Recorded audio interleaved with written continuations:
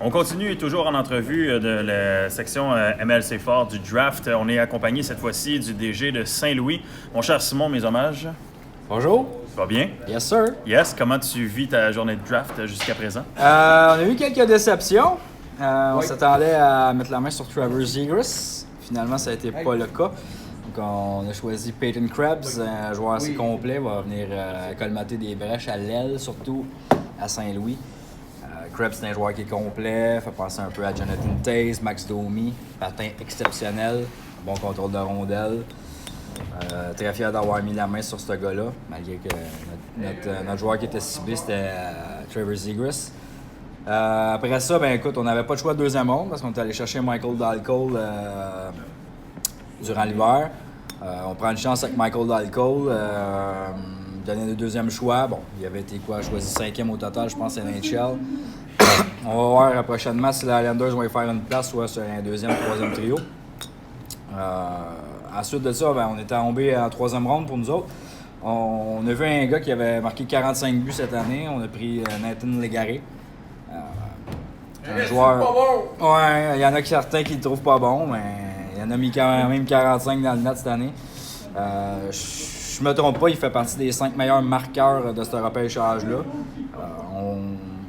Nous autres à Saint-Louis, en fait, on a plusieurs joueurs là, dans notre développement qui sont two-way. On regarde pour essayer de. Ouais, c'est ça. Essayer de trouver des gars pour la mettre dedans un peu. Là. Athanasiou, présentement, on est allé chercher l'hiver passé, mais là, il a marqué 30 buts NHL. Donc, les Légaré va venir se greffer à ça. Sinon, je te parle de Caden Primo. Oui. Qu'est-ce que tu vas me dire sur lui? Qui n'est pas à être changé. Il n'est pas à trader pantoute. On est content du développement. Écoute, chaque repêchage, normalement, je prends un gardien. Okay. L'année passée, j'avais pris Alexis Gravel. Je me suis aussi, l'année avant, j'avais pris Maxime Zoukov avec Caden Primo.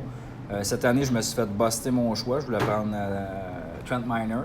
Okay. Ceux des Canadiens m'ont encore coupé l'arbre sur le pied.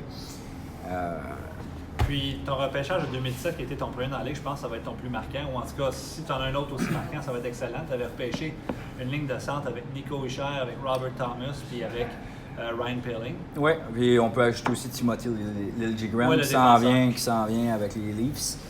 Oui, effectivement, dans le fond, en fait, j'avais tout. Échanger l'équipe. C'est ça, j'avais échangé l'équipe, je recommençais on faisait table neuve. J'étais allé beaucoup avec des joueurs de centre. Le plus possible two-way pour être sûr et certain qu'on ait des bonnes stats, là, que ce soit attaque, défense au niveau de l'équipe pour la ML. Thomas s'est rendu en finale de la Coupe. Oui. Poehling a l'air d'avoir un bon développement. Il s'en tire bien. C'est sûr que l'année passée, la blessure à Taylor Hall il a fait mal un petit peu au niveau de ses statistiques, mais c'est un gars qui, quand même, joue sa première ligne. Peut-être qu'il va tomber deuxième ligne si jamais les Devils choisissent Hughes cette année. Mais ça reste que c'est un joueur de centre qui est quand même complet. Premier draft, là, tu sais pas trop si tu t'en vas, mais c'est ça. Puis, surtout, je connaissais pas beaucoup les jeunes joueurs. Depuis 2 ans que je regarde ça quotidiennement, fait que là, cette année, c'est ça. Si on tombe à 4e choix aujourd'hui, j'ai pris John Farinacci.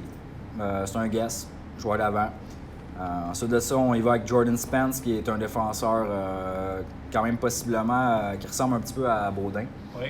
Que j'ai choisi l'année passée en 2e ronde. Défenseur offensif, on ne sait jamais, un genre de Girard ou ce type de joueur-là, peut-être Krug. On va voir comment est-ce qu'il va se développer. J'étais allé aussi pour...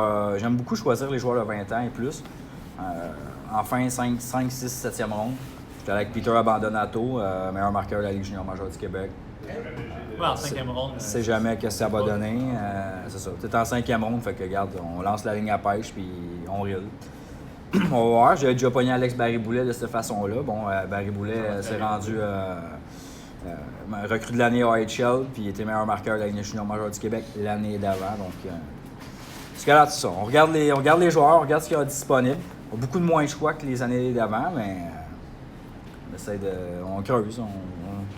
Si tu avais à te donner un plan par rapport à ta formation, tu vois ton équipe devenir assez performante pour pouvoir rentrer en série à partir de quand? Ça sera pas l'année prochaine, ça reste que d'être dans 2 ans, en fait. Donc, j'attends les joueurs. J'attends Noah Dobson, j'attends Kendra Miller, j'attends Jarrett McIsaac qui vient de se greffer à ma brigade défensive, en fait. Cette année, j'ajoute Robert Thomas. Je vais ajouter Michael McLeod.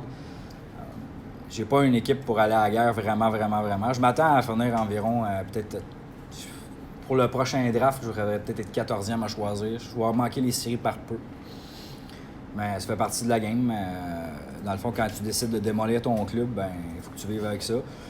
Fait que je vais vivre avec mes jeunes, puis j'aime bien la progression.